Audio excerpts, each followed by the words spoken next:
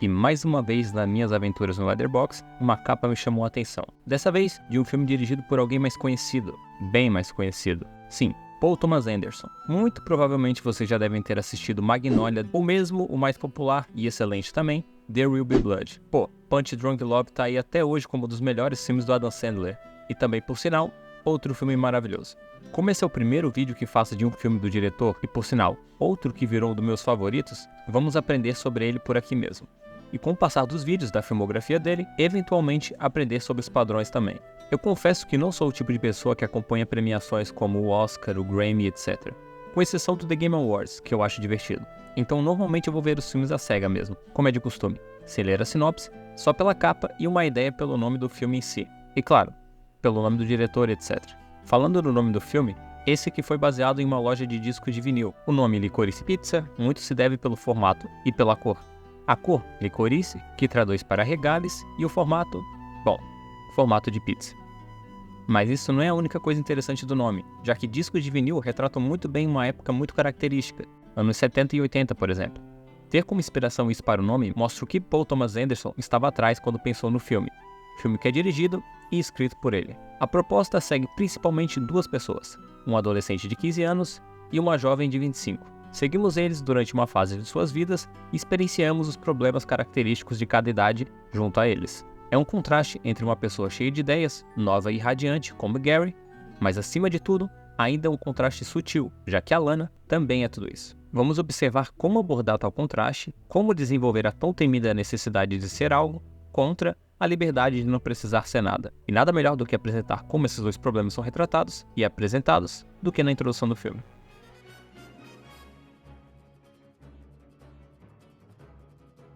Repare como todo segmento é feito. Primeiro temos esse frame a frame de Gary, muito provavelmente simbolizando como ele é preso a esse ambiente jovem, o que é quase que confirmado com a bomba estourando no vaso sanitário. Logo na sequência temos o que viria a ser o primeiro encontro dos dois. Primeiramente, é legal notar como o full shot permite mostrar a personalidade de Alana na forma de andar, solta, com superioridade e serena. Outra coisa interessante neste mesmo shot é o balanço nas cores. Mostra muito branco e apenas alguns azuis, dando mais força a essa ideia de calma, já que a cor azul normalmente remete a isso. Claro que não exclusivamente, mas aqui sim. Bom, e quanto a Gary? Um shallow focus para mostrar apenas ele observando ela chegando. O interessante aqui também é esse medium shot em tracking de Alana, seguindo ela enquanto ela é ignorada pela criançada, para quando chegar no Gary, ter esse efeito muito interessante na câmera parando subitamente e trocando o foco do shot. O tracking agora segue Gary, reposiciona ele no canto do shot, remove ele e volta para Alana. Mas então, o frame a frame de novo. É importante mencionar que nesse segmento e nesse shot aqui, ele poderia ter sido feito de várias maneiras diferentes. A escolha de fazê-lo com a Alana e o espelho não é à toa, já que mostra uma ideia de como um ficaria preso ao outro. É importante notar como os planos são longos nesta introdução. Um segmento gigantesco onde poderíamos ter diversos cortes para facilitar o andamento dos figurantes, cenário e até mesmo os atores. Mas aqui não, e isso recompensa, já que vemos a naturalidade da conversa dos personagens, vemos a naturalidade de Gary conversar sobre os assuntos que deveriam ser desconfortáveis para uma criança, e como também Alana poderia simplesmente ter saído dali, mas continuou. Tudo isso por conta da continuidade e falta de cortes. E durante esses planos, temos também Gary propondo sair com ela. Bom, para agilizar tudo aqui, ela aceita o encontro e eles saem. Temos mais do mesmo da introdução, reforçando tudo que já havia sido plantado, Gary sendo eloquente e a Alana agindo com indiferença, por enquanto. Mas o que importa aqui para nós, já que queremos entender esses dois, é o que ocorre antes de cada encontro. Primeiramente, já que vemos um pouco da vida de Gary. Ele é obrigado a cuidar de Julian Casabranca, também conhecido como seu irmão mais novo, já que a sua mãe está sempre ocupada. Mas voltaremos nisso depois. Após o encontro, vemos a vida de Alana. A sua casa está completa, com seus pais presentes e até suas irmãs. Mas o que a falta prejudica Gary, a presença prejudica Alana, já que da mesma maneira que ele se vê na necessidade de agir como um adulto por conta da presença limitada da mãe, com Alana já é diferente. Vemos como ela é pressionada a fazer algo, e por fim, crescer. De qualquer maneira, ambos têm a sua casa sendo mostrada com white shots, evidenciando o afastamento deles com suas famílias.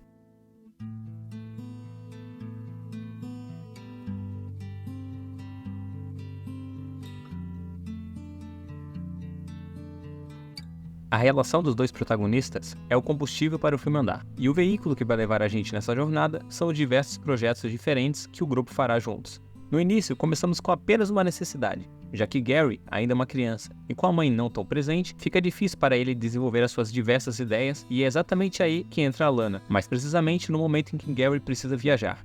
Como ainda é uma criança, ela viaja com ele, e a partir daí, montando a dupla.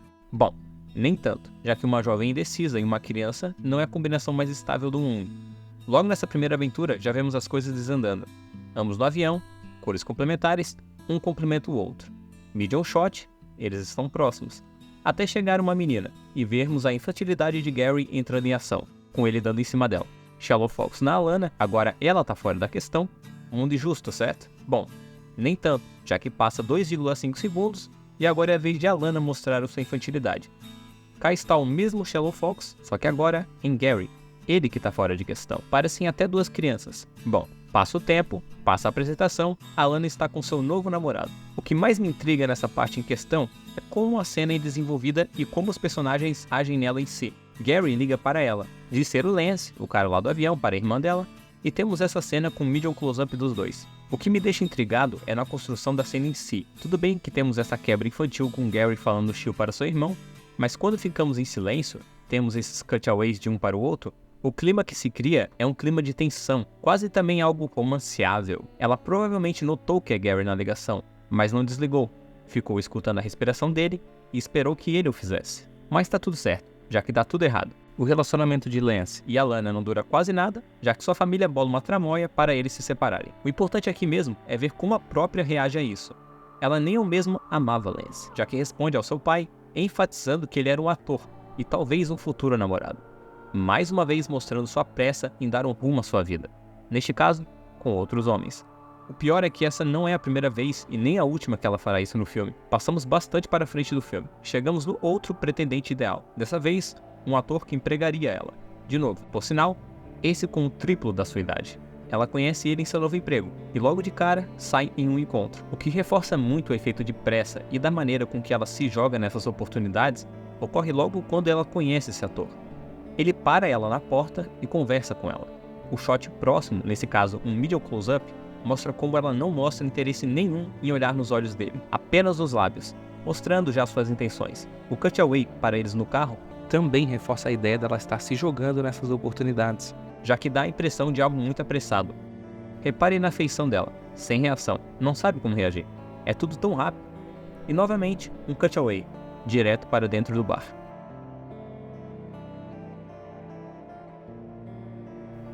A interação deles no bar em si é uma coisa deprimente. O ator só fala dele, cita diálogos de filmes, tudo para ficar como assunto principal.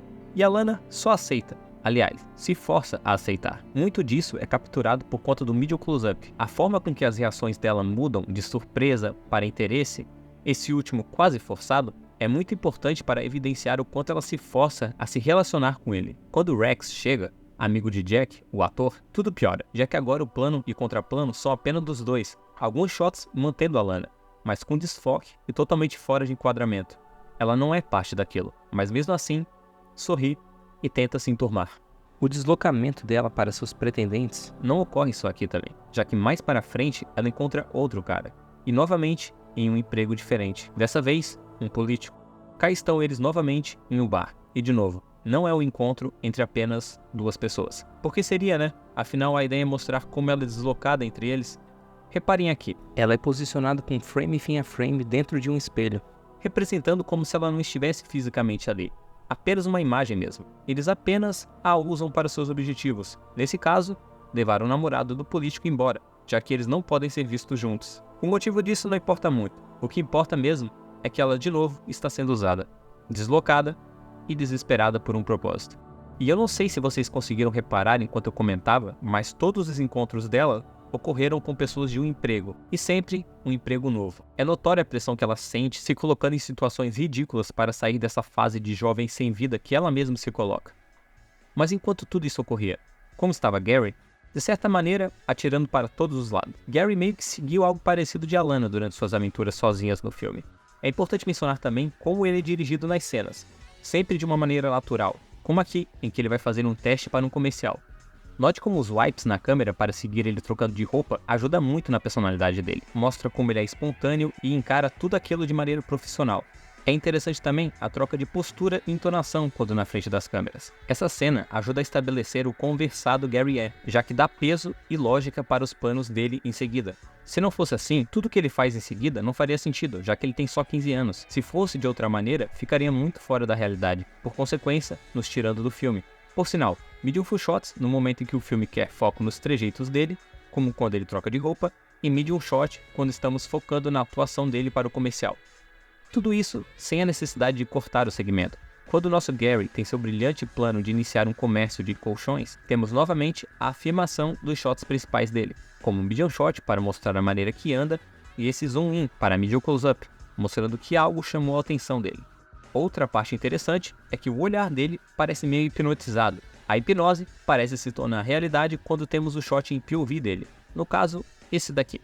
Parece ser apenas um close-up, certo? Mas note como ela olha diretamente para a câmera. E mais, note como o shot segue ela, justamente quando ela chama Gary para olhar mais de perto. A ideia de termos esses POV shots, junto desse aqui com a mulher andando de lá para cá, passa a ideia dele realmente estar sendo hipnotizado pelo pessoal ali, e principalmente pela ideia em si, o que também mostra o quão impulsivo ele é. E claro, o tiro na culatra é quando ela cita, no POV final, que ele poderia impressionar uma garota com aquilo. E assim como a Lana, temos o artifício de edição para mostrar o pulo no tempo, dando a impressão de algo impossível. Com a Lana foram jump cuts, com Gary, edge cut, direto para o carro. E justamente após a descoberta dessa nova ideia, Gary finalmente caminha para a fama e sucesso, neste plano longo onde ele e os Strokes chegam para vender o colchão. Deixa eu salientar bem, essa cena aqui não é só importante para Gary, mas para mostrar a efetividade na direção e coordenação do mundo geral ali. Começamos com esse wide shot deles na entrada, já estabelecendo o local. Aí, vemos eles tirando os utensílios do carro e começa o movimento. A câmera tem um aspecto handicam aqui, não querendo apenas seguir Gary no plano, mas se colocar como alguém do grupo no momento deles. Aqui também vemos outro aspecto importante na composição das cenas, principalmente de Gary. Repare na quantidade de lens flare que tem na câmera. Isso não é apenas estilização, é uma glamorização dos momentos de Gary. É quase um momento etéreo, mas após comentar sobre esse plano sequência, veremos mais sobre isso. Seguimos com Gary girando, sorrindo e com a câmera naturalmente andando ao lado dele. O mais importante, mostrando também os outros membros do grupo.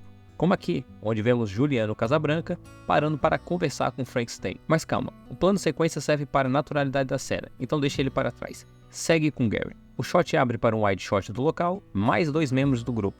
Lá vai ele atrás de Gary. E quando chegamos no momento final do segmento, temos esse shot frontal, ainda em sequência de Gary, mas com as lens flares mais fortes ainda. Todo esse plano de sequência é espetacular como sua técnica em si, mas também na maneira com que essa técnica intensifica os temas do filme. E por fim, os personagens em si. Mostrar sem cortes uma caminhada curta, mas com vários momentos diferentes dos personagens do grupo, mostra como eles se distraem fácil com tudo aquilo. O irmão de Gary saiu dos planos no primeiro momento para ver o bichão. Os outros membros já estavam falando com uma menina aleatória na primeira oportunidade. Afinal, são todos crianças ainda. Sobre a lens flare, normalmente muito importante apenas para estilizar o filme, já que ele é um filme que simula uma época, elas aqui têm um papel muito importante para Gary, e é interessante mencionar também a escolha da câmera e lentes que foram feitas para o filme. Para capturar esse aspecto perfeito dos anos 70, foi feito o uso de uma câmera vintage, nesse caso, uma Paravision Millennium XL2, muito popular em outros filmes também. O diferencial sendo que é uma câmera com células, não digital. Sobre as maravilhosas lens flare que o filme tem, as lentes foram essenciais para a captura, a lente foi essencial para a captura, e o resultado são essas lens flare claras e muito fortes através do grão do filme. E também, como eu já havia mencionado, elas ajudam a passar esse sentimento etéreo, algo grandioso, como se Gary realmente fosse uma estrela. Um pouco mais à frente, em uma das festas do grupo para divulgar seus produtos, vemos os Strokes tocando novamente enquanto a Lana dança. O momento é deles, mas só até Gary aparecer, já que a câmera casualmente esquece do grupo e segue ele. Enfim, a Lana corre na direção dele e o abraça, mostrando que ela também liga para aquilo. Afinal, ela está fazendo algo também, e no fim, acabou sendo seduzida por esse estilo de vida. As lens flare atrás deles criam esse momento único para o filme. É uma realização, porém, infelizmente, só até Gary esquivar dela e sair, deixando o shot escuro nesse close-up solitário. E como provavelmente eu fiz parecer apenas utilizando de momentos de festas para citar as Lynn Flair, bom, isso não é involuntário, já que é assim que o filme planejou usar elas mesmo, para engrandecer os momentos, e como de praxe, na festa final, lá estão elas de novo, dessa vez mais forte do que nunca, principalmente nesta cena onde Gary pergunta de Alana. A iluminação dessa cena é tão fora do natural que até parece que vai ocorrer uma transição, mas não, apenas continua até ele correr atrás da Alana. E como um ode a tudo que o filme construiu, com os tracking shots dos personagens correndo durante o filme, a cena final utiliza disso ao máximo, com um cross-cut entre Gary atrás de Alana e ela atrás dele. Eles correndo um ao outro, mostrando que apesar de tudo que passaram e por mais que tentassem viver sozinhos, no fim, um se vê preso ao outro. A edição colocar outros momentos deles correndo como montagem da cena também é algo que remete à jornada deles, e como um acabou moldando o outro.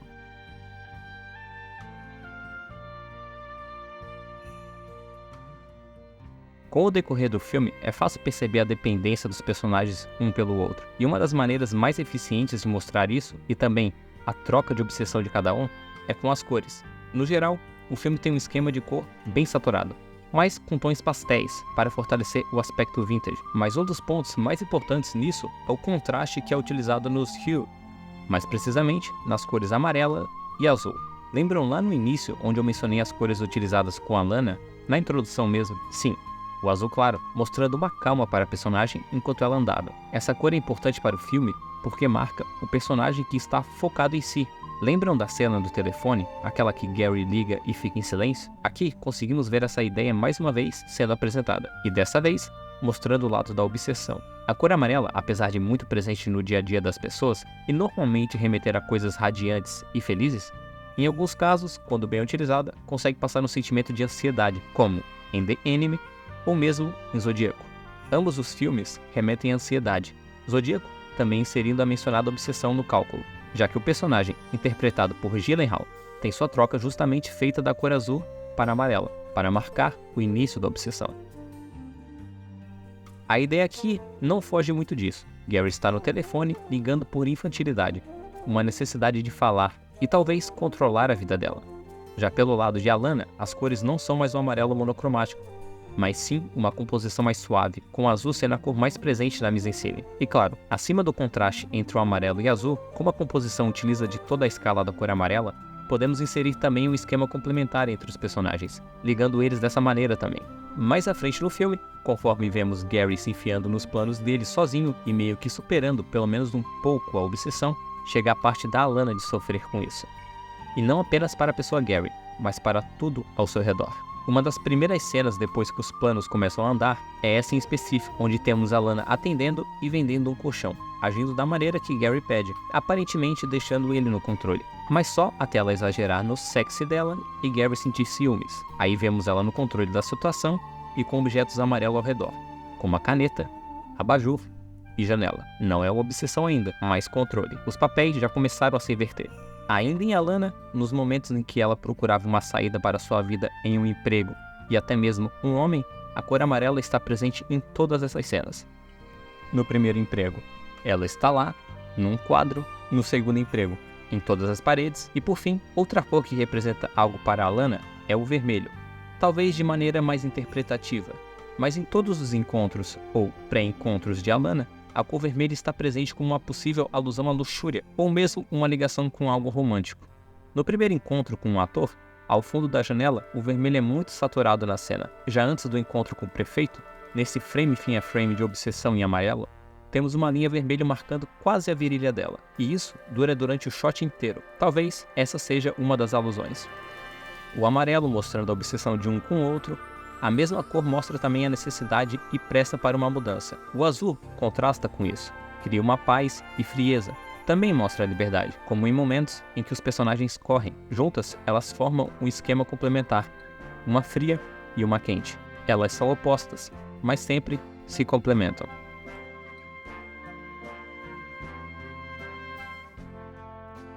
Interessante como, ao contrário do que se espera de um filme sobre crescer, não há aprendizado nenhum por parte dos protagonistas. A zona de conforto nunca é deixada. Há apenas um contraste entre Gary, ainda em sua adolescência, livre das pressões do mundo adulto e com toda a liberdade para experimentar os demais diferentes caminhos da vida, e Alana, já em seus 25 anos, sofrendo justamente de todo o oposto disso, e buscando apenas fugir de suas frustrações, surgindo disso uma relação até mesmo abusiva, irresponsável e possessiva entre ambos. Nos enganamos, andamos com a zona de conforto que nos faz sentir bem e importante. Quando vemos que ela de certa forma nos prejudica, ainda assim ficamos com ela, porque de certa forma não amadurecemos o bastante para conseguir escapar dela. Ainda que seja possível gostar de ambos, e eu particularmente gosto, o beijo no fim do filme marca um ponto triste. Apesar de ser um longa sobre crescer, isso realmente não ocorre. Marca apenas algo momentâneo, mas sim um futuro. Um contraste entre pensar em um futuro ou viver o presente.